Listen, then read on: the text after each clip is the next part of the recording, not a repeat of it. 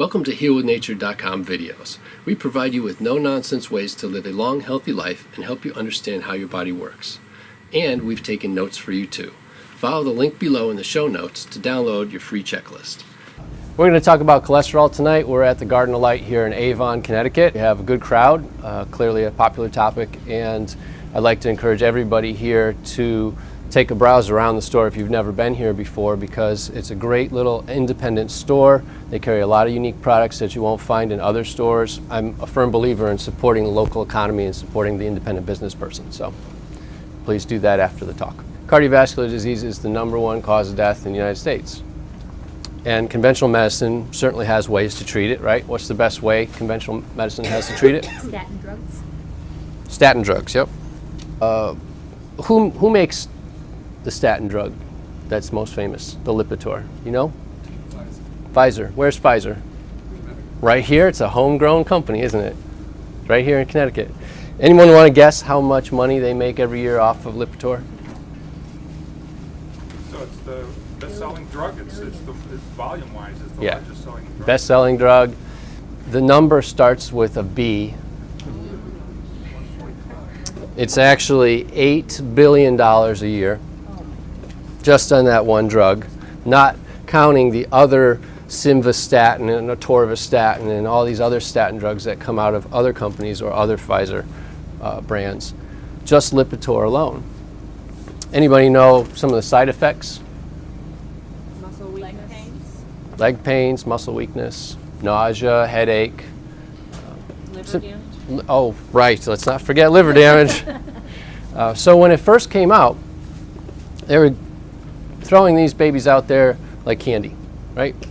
Just take this, no problem, not going to hurt you.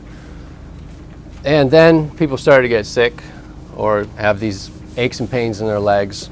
And at first, conventional medicine said, oh, don't worry about that, it's probably not the drug.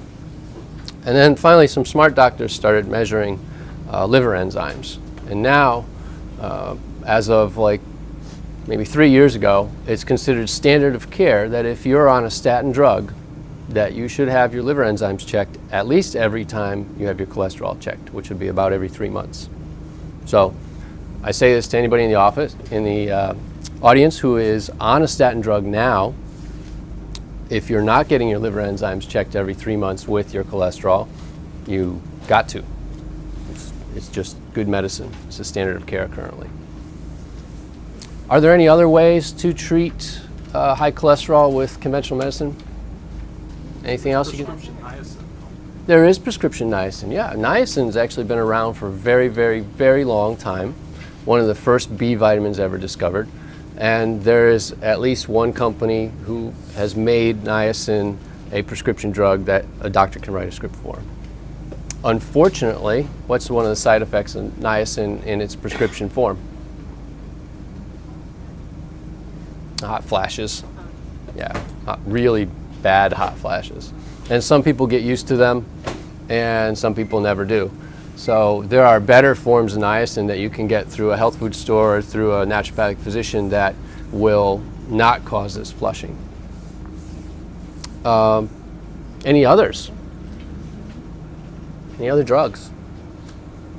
Well, one of them are cholesterol blockers for inside the intestinal tract, where it actually inhibits the uptake of cholesterol in the diet so that you can go ahead and eat the cheeseburger but take the drug and not absorb the fat. Okay? And that's basically what we've got. 2, maybe 3 things, right? So how about natural remedies? Start. Red yeast rice. Polycosanols. That's enough. Let's have some of the other people. Otherwise, I'll sit down there. You can sit up here. Garlic. Avocado. What's that? Avocado. Yep. What other things? Walnuts. Oatmeal. We got 5. I didn't hear anybody say sterols, plant sterols. Yep. Fish oils, right? Also raise good cholesterol. Anything else? We already said niacin. We'll count niacin again. So we've got at least 8, and if we count diet and exercise and maybe stopping smoking, cut down on the alcohol, and address any pain syndrome you might have, we've got 13 different ways. I mean, I think, is it important to address from both sides? Yes. However, this particular illness is best addressed through natural medicine. Hi. I think you got the last seat in the house. So let's talk about cholesterol in general. What's it good for? Yep. Do you know, can you name any of those hormones it's a precursor for? Almost all. Anything that's called a steroid hormone, you can think of it as any kind of reproductive hormone or any kind of male or female hormone, has a steroid backbone which comes from cholesterol. So here's the way it goes. You can draw the diagram if you want. I'm just going to wave my arms around. It starts with cholesterol at the top, right? Then the next big step is something called pregnenolone. And then after pregnenolone comes something called, well, actually there's a split. This is split into 2 branches. One is progesterone. Everybody's probably heard of progesterone. And the other one is DHEA. Okay? So you've got a couple big steps, and then you've got this branching. It goes progesterone. I figure it on my left side, it'll be your right side. It breaks down into cortisol, which is what kind of a hormone? Secreted when you are stressed, right? And then also something called aldosterone. Aldosterone is what's called a mineral corticoid. It is a hormone that does water and mineral balance in the body. So electrolytes, you can think of it as the anti-edema hormone. Okay? Edema is swelling. Some people, when they fly, for example, they get puffy legs. Other people, when their kidney or heart starts failing, their legs will get swollen and filled with fluid. Again, it's related to heart disease. So that's one side. You got progesterone, aldosterone, cortisol. On the other side, you have the next big one, which is DHEA. And then under that, so we've got estrogen and testosterone. Estrogen is one of the main female reproductive hormones, also can be associated with breast cancer, right? And then we've got testosterone, which everybody knows what that does. That's the weightlifters, get big and bulky hormone. It does a lot of other things as well. So cholesterol is a really big and important chemical in the body. So you need it, right? So why would you have too much? There's a couple different kinds. Right, exactly. There's the good kind, right, and the bad kind. The good kind is called HDL, or high density lipoprotein. That's predominantly made in the liver. Then you have the LDL, which is low density lipoprotein, and that comes from diet, and it also comes from oxidized other fatty acids in the body. And these are found in the blood in different ratios. You want a certain amount of good cholesterol, and you want not as much bad cholesterol. And so when someone says their cholesterol is high, it can be the total number, right? Or it can be just the bad number. Can you have too little cholesterol? Yes. Do you know what happens to a person who has too little cholesterol? They get depressed. That's one of the first signs. Okay? So if you know someone with chronic depression, you want to check their cholesterol. In particular, you want to check the HDL. Because why? Well, because among other things, cholesterol is also used in certain types of neurotransmitters and in nerve myelin sheaths in the brain. And so you need fat in your body. There are a lot of subcategories of bad cholesterol. There's very low density lipoprotein, and then you can break them into different fractions, and ApoE and ApoB, and I'm not going to get into that tonight because I don't think it's really all that important compared to talking about how to treat it. So we're getting back to why is your cholesterol high? Okay, insulin, that's a pretty good one, yep. Genetics, that's another good one. Bad diet, yep. Slackers, right? Lack of exercise, maybe, yep. What about birth control pills? Thyroid, and pain. So let's talk about pain. If you're in pain, are you relaxed? No. Now, if you're in pain for a little bit of time, like a day, like with a headache, no big deal, right? What if you have chronic back pain? Does that raise your blood pressure? It sure does. Yep. What else do you think it might create? One of those hormones over here, right? Low. The cortisol, right? Cortisol is a stress response hormone. You're under stress when you're in pain. The cortisol goes up. The cortisol irritates the lining of the arteries, and the body's response is to raise cholesterol, both because you're using more cortisol, but also because the lining of the arteries is irritated. Now, an interesting thing is that if you're in pain and you have high cholesterol and high cortisol, you also likely have a low thyroid, because cortisol and pain have a way of suppressing thyroid function. If you have a thyroid problem all by its own, you likely have high cholesterol because your metabolism is low, because the thyroid regulates metabolism. Right? That's why when you have a low thyroid, you tend to gain weight. We've got those things. And I just briefly talked about what happens to the arteries, right? They get irritated. And in response to that irritation, the body secretes more cholesterol, because the cholesterol is like a little road patch, right? It's like there's a pothole in the artery and the cholesterol comes in and smooths it all out. How many of you heard of homocysteine? People who have high cholesterol, many times they will also have high homocysteine. And about 6 or 7 years ago, conventional medicine realized or acknowledged that homocysteine has a real strong connection to cholesterol levels. And in fact, you can modify homocysteine levels with vitamins, predominantly B vitamins and magnesium. And by modifying those nutritional factors for homocysteine, you can then affect your cholesterol levels. So we've got that homocysteine, and the homocysteine is going around and it's irritating the arteries also. And so in irritating the arteries, we're building more cholesterol, and we're trying to patch all the irritated areas. And those patches become what? Plaque. The plaque. This is why everybody's so concerned about cholesterol, is because it makes this plaque.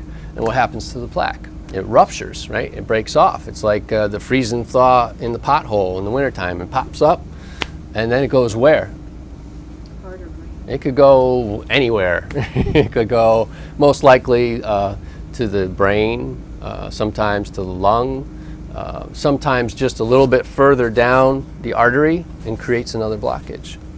Now, what about the family or genetic component? Any hope for those people? No. No, they're goners. Forget about it, right? 48, walking down the street, boom, gone. No, actually, genetic hyperhomocystinemia, genetic hypercholesterolemia, genetic hyperlipidemia is usually related to, again, the homocysteine precursors, and sometimes genetic breaks in the enzymes that metabolize those precursors. And I talked about this a little bit last night. We're going to go into it again. There's a gene called MTHFR. You should all write this down. MTHFR.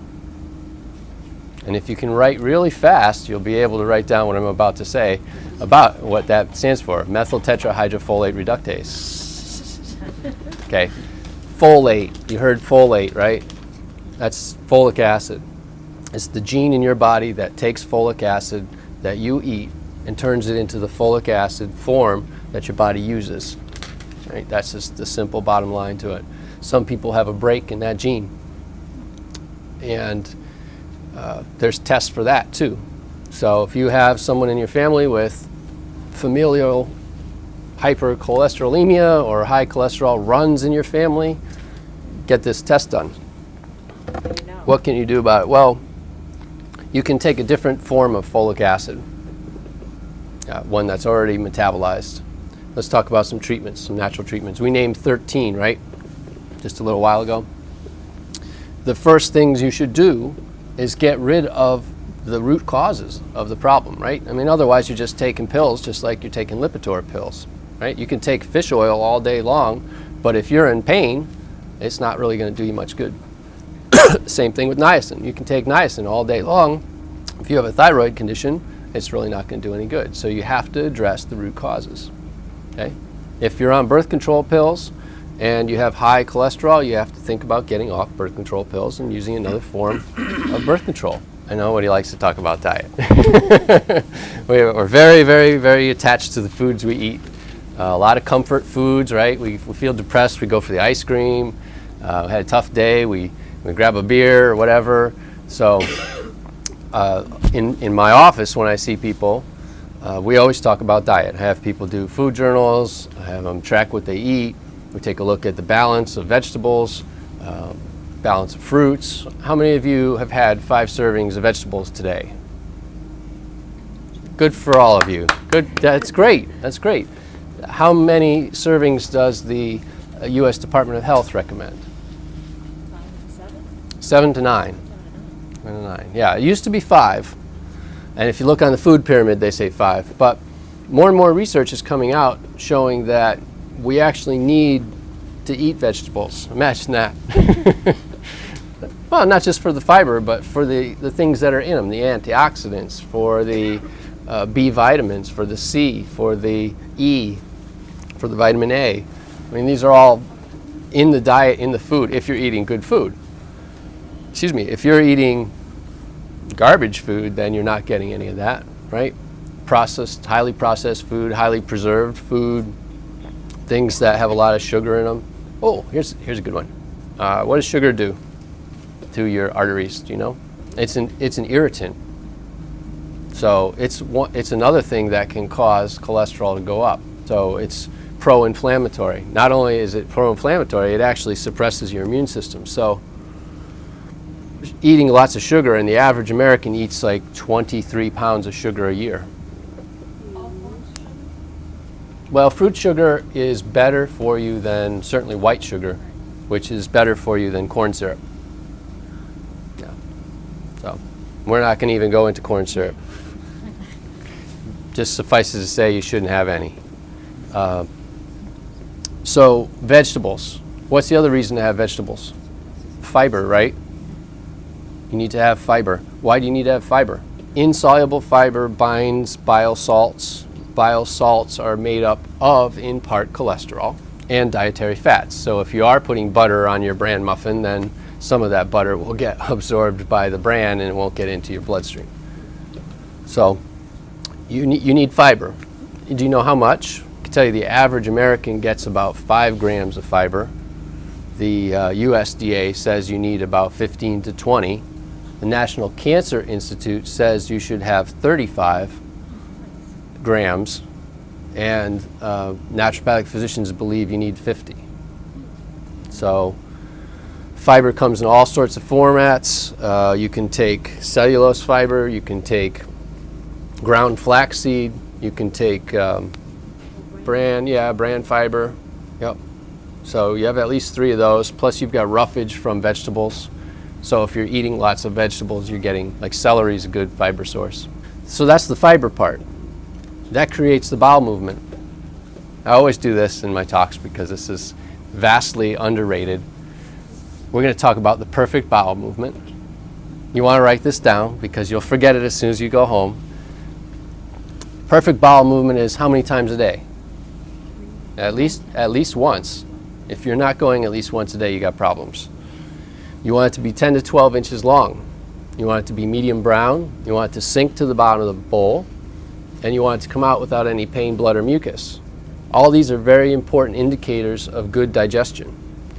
If you're not eliminating, then you're not binding your bile and your cholesterol. And if you're going too quickly, then you're not absorbing the nutrients that would help control the cholesterol.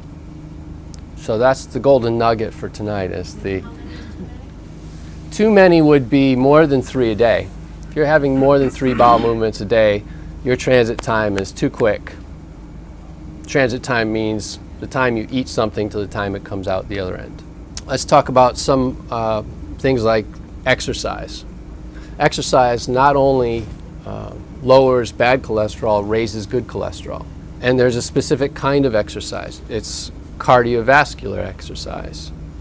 And within cardiovascular exercise, there's a heart rate you want to hit when you exercise. That's called your cardiac target heart rate. And you can go online, type in your age, and it'll tell you how fast your heart should be beating when you're walking, running, swimming, biking, something that's cardiovascular. It has to do more with your age and how long you're going to exercise. You should be doing about 20 minutes 3 times a week as a minimum. Obviously, every day would be ideal. So that's the exercise component. It also improves mood, and it'll help you sleep better. And if you're not sleeping, your cholesterol can go up too, because that's a form of stress. All right, let's talk about the supplements now. So everybody knows about fish oils now, right? Omega-3 fatty acids, no big deal. Everybody knows. Comes from fish, comes from algae also, and some, if you eat or take enough flax oil, you can get omega-3s, but really flax is predominantly omega-6s. So sometimes you'll hear this product's high in omega-3s because it has flax oil in it. That's not as true as it could be. It would be better if it had fish oil in it. Fish oil has the highest amount of omega-3s of any food or any type of oil. So that raises HDL. Niacin, we talked about niacin. You want a niacin that's going to break down slowly. One that does so is called inositol, inositol, hex, as in HEX, the letter A, niacin, inositol hexaniacin. So that's a special type of niacin which breaks down slowly, doesn't flush, doesn't cause those hot flashes. What about cinnamon? Did you know cinnamon lowers cholesterol? Yep. Cinnamon also modulates blood sugar. How much? Lots. Yeah, no, really. About half a teaspoon 3 times a week. And if your cholesterol is really, really high, then you're probably going to have it every day. And then at that point, it usually becomes pretty expensive. Yeah. You can buy it in bulk. Yeah, sure, you can buy it in bulk. There's no downside to that. Well, see, here's the thing. All herbs, and cinnamon is an herb, oxidize in the air. So when you're buying herbs in bulk, many times they're old or oxidized. So it's tough. It's tricky to balance the cost versus the effectiveness. And I would recommend that all of you buy your herbs and supplements either here or from a naturopathic physician or some type of medical practitioner that has their own supplements or sells supplements. And the reason is, you know what you're going to get. There's no or very little regulation on the supplement industry right now. And so you can get herbs that have the same first name, but the last name is completely different from each other. And the one that you want is the one that works, and the one that has the same first name, but the different last name doesn't work at all. And people can sell that one. And all they have to give you is the first name. Echinacea is a good example. There's a lot of different species of echinacea. Some of them work well, some of them don't. Red yeast rice extract is another example. Red yeast rice extract is a mold that grows on rice. It was originally discovered over in Japan. Lipitor is derived from it, if you didn't know that. Some people take red yeast rice extract. Well, if you buy red yeast rice extract at Costco, chances are pretty good you're getting the inactive form, or Walmart or Walgreens or CVS or any of those so pharmacies or big box stores where you can get things really cheaply. You want to pay a little more for your herbs and your vitamins.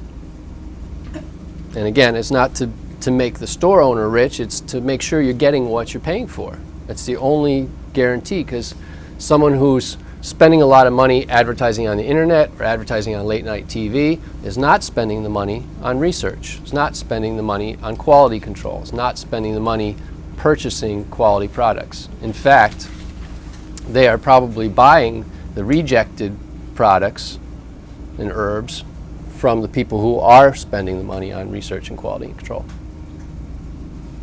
So that's sort of an aside, but it's an important one because cholesterol is a serious illness. It's a fixable one. But if you don't take the right stuff, and by mean the right stuff, I mean the good quality stuff, you're not going to fix it. Have you all heard of CoQ10? Okay. So coenzyme Q10 is a vitamin that you can take, also helps prevent heart disease. Okay. It's not something that you can use to treat cholesterol, but it helps. It's a powerful antioxidant, helps reduce inflammation, and it'll help you to get to a place where basically your heart is stronger, contracts better, and the inflammation in the arteries is less. So we want to treat the underlying causes. We want to address the diet and the bowel movements. Fluid intake is very important. I didn't really talk about fluid intake, but you want to stay hydrated, mostly because it makes the blood smoother in consistency and more fluid, less likely to cause irritation, and sort of dilutes out any irritating chemicals that might be in it. You want to practice a lifestyle that's relaxed and calm, right? Because of the cortisol connection, everybody's laughing at me. Yeah, right. Okay. We'll just keep in mind that it's not about living a stress-free life. It's about learning how to cope with the stress that comes your way. So we're not ever, as far as I know, I don't know of anybody who's ever learned how to cope with stress in elementary school, high school, or college. So it's not, it's not like if you go to college and get a PhD, you automatically come out knowing how to deal with stress. You have to learn it on your own. Usually we pick it up from our parents, and those are stress coping skills that maybe don't work so well. And so we need to learn new ones that are specific to us. And those are things like yoga, tai chi, exercise, long baths, shouting in the woods at a tree, pounding pillows, whatever it takes, relieve the tension, don't hold it inside. Because if you're holding the tension inside, you're constricted. You constrict everything, including the arteries. The arteries get irritated, and now you got a cholesterol problem. That's sort of the concise nutshell version of treating cholesterol. Predominantly, it's a sign of an underlying symptom or illness or disease. So to simply treat the cholesterol doesn't necessarily fix the reason why you have it. So if you go home with nothing else, go home with that and think about it. And think about your stress level, your pain, your thyroid, your birth control pill, your, whatever it is that might be underlying why you have cholesterol problem. We're going to stop there. We're going to take some questions. I have an article here for you that I wrote on how to beat the odds. This article is on the 2 leading causes of death in the United States. We talked about them. First is heart disease, right? Second one is cancer. Both of them are diseases of inflammation, okay? In fact, 65% of all chronic diseases are diseases of diet and lifestyle, and primarily inflammation.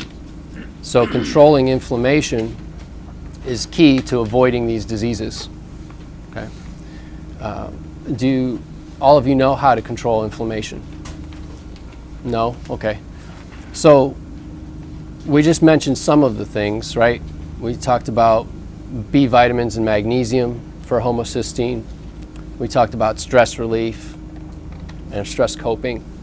And then what we didn't really talk about is antioxidants. Okay? So antioxidants are the number one thing you can do to control systemic inflammation anywhere in your body, not just in the arteries. So that means cellular inflammation in the brain, like in dementia or Alzheimer's or Parkinson's, autoimmune conditions like arthritis, so inflammation in the joints, fibromyalgia, MS.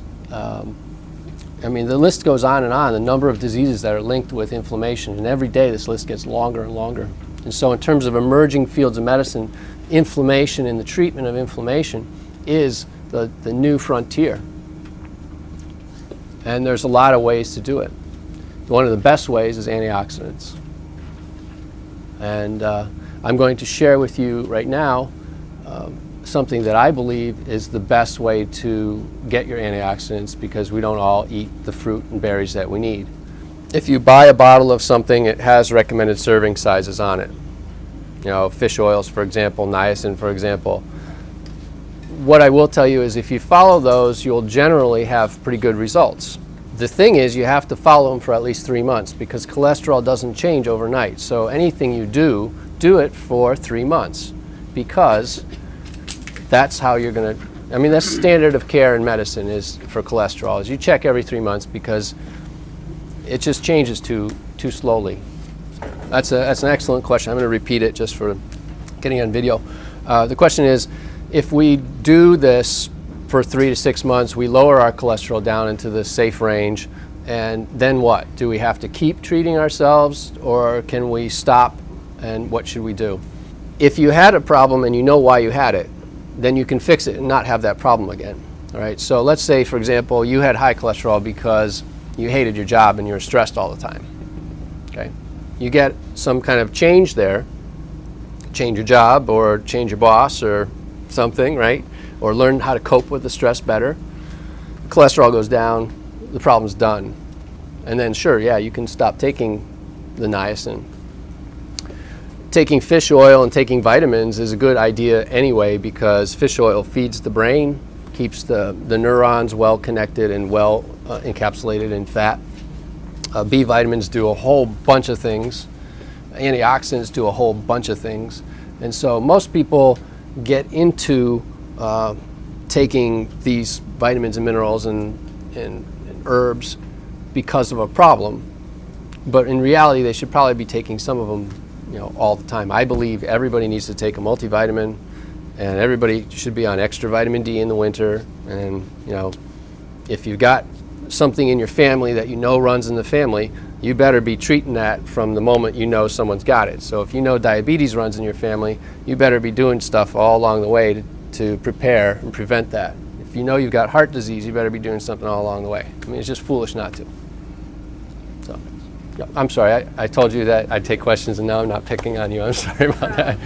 The question is, or the statement is, I'm a vegetarian, I don't eat saturated fats, I hardly do. but my parents both have high cholesterol, I do too. and you do too. And I think the love too. the first thing would be to find out if it really is genetic through genetic testing, Okay. okay, and then determining that. And like I had said, the MTHFR gene Okay. is something that you should check. I can tell you that it's so common that 40% of the general populace has at least one break. Okay? Of the people who come to see me, because I tend to see people who've already been to all the other doctors and haven't gotten any results, it's 80% in the patients that I see. But that's just because I see a lot of difficult cases. So I would say test that, see what it comes up. You know, it's a Quest lab test. It's pretty common these days. You just MTHFR, you know, and say, here, I want to do this, you know, to your doctor. And he'll go, what is this? And you say, well, you say homocysteine, because that's what it's actually connected with, is homocysteine. You could test for MTHFR, and you could test for homocysteine, and you could test for CRP. And those would be a good baseline thing for you, given that you have a family history. And then you said about the meat and the fish oils, yeah. Recommended to take flaxseed oil? Yeah, so flax has predominantly omega-6 and a little bit of omega-3. Now it has more omega-3 than most other vegetable oils, but not as much as fish oil, not as much as algae, and not as much as krill. I don't know how far down the line of not eating creatures you go, but krill might be a possibility for you. Krill oil, K-R-I-L-L. Krill is what whales feed off of. You know, the big whales, I can't remember the name of the big whales with the baleen teeth. and they filter the krill out of the water, and they subsist just on that. And that oil from the krill is very high in omega-3. The different qualities of fish oils? Oh, absolutely. What's a good one? They'll go to different qualities. You recommend? Well, like I said, I think Tim Smolders, the owner of this store, does an excellent job assuring quality of whatever he brings into the store. So anything you could get here would be great. But I mean, Norwegian, or does it matter? Oh, you mean the source? Yeah, No, because really you want it to be molecularly distilled. Molecularly distilled, which is where they take the fat and they break it down and they filter out the mercury and the lead and the PCBs and the DDTs and all the pollution that we put into the ocean, which bioaccumulates up the food chain. So if you're getting salmon oil or fish oil that's made from big fish, those big fish eat the little fish that eat the littler fish that eat the stuff in the water that's polluted. So I mean, you gotta think, where's the stuff coming from? Is it good quality? Good quality products are pure products, and so that's molecularly distilled. And what? Don't use pesticides on the fish oils? Oh, right. Yeah, that's part of the solution too. Definitely. Pesticides on your lawn. We should all be green. I mean, really, because we're the reason that there's stuff in the ocean. So, That's what we look for, molecularly distilled. molecularly distilled fish oils. Yep. Are any of you big tuna fish lovers? Swordfish. Swordfish. Okay, so the big fish like tuna, sea bass, swordfish, mahi-mahi, tons of mercury. So much mercury. Bad. I mean, really.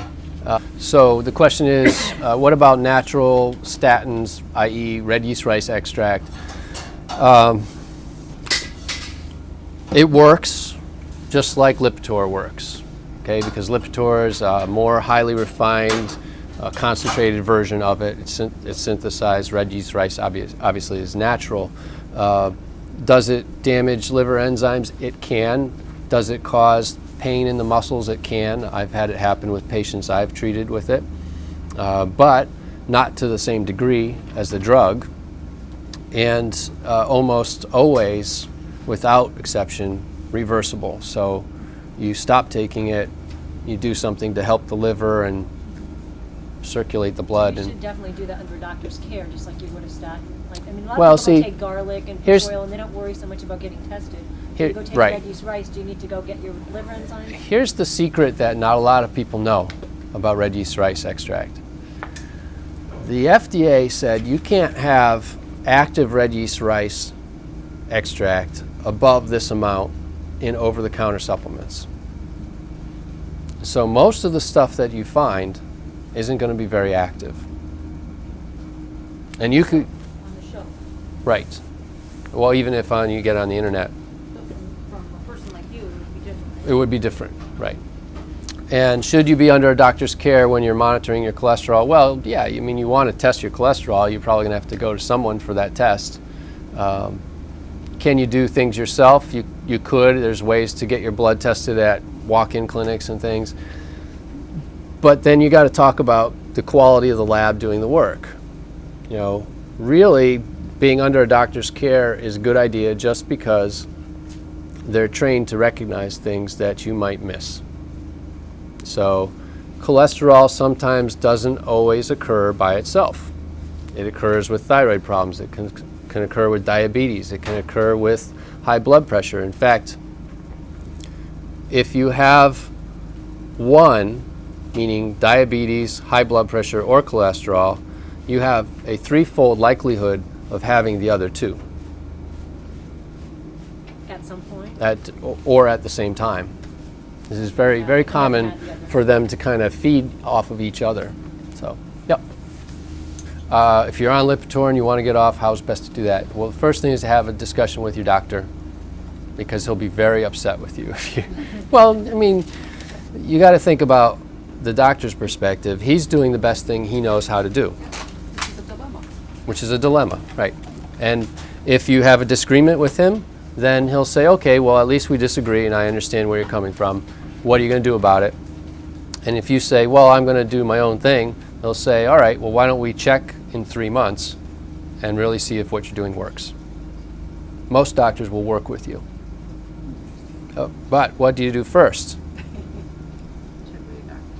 Get another doctor. No, get another doctor. I didn't say Well, I that. meant, like under the care of a naturopathic physician. What I was thinking of, all those are good answers, was you look for the root cause. Okay, you look for the reason, right? Otherwise, you're just taking something for the rest of your life. Thank you very much. You've been a great audience. That was a lot of information.